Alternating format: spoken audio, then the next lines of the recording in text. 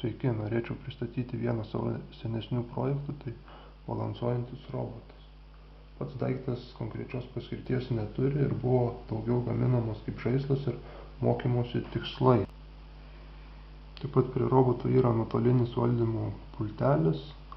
Pats pultelis tai šiek tiek modifikuotas pirmo PlayStation pultelis.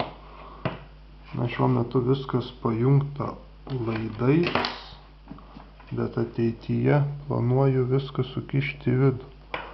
Robotas su pulteliu kalbasi dvipusiu radijo ryšiu, tam naudojami 868 MHz ryšio moduliai. Robotas iš pulto šiuo metu gauna tik valdymo komandas, o pultas iš roboto tik baterijos įtampą. Kadangi robotas yra mažas ir lengvas, 175 gramai, bei naudoja mažos inercijos variklius, tai valdymas yra gan greitas ir tikslus. Pusiausvyrą ir poziciją laikyti naudojami 3 sensoriai, tai giroskopas ir 2 inkrementuojantys enkoderiai, kiekvienam ratui atskirai.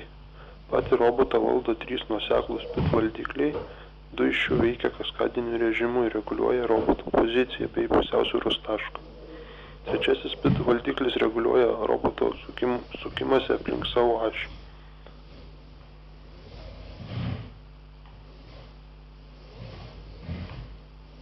Su pilnai pakrauta baterija, nenaudojant valdymo pulto, robotas veikia virš 10 valandų. Taip pat yra automatinis išsijungimas.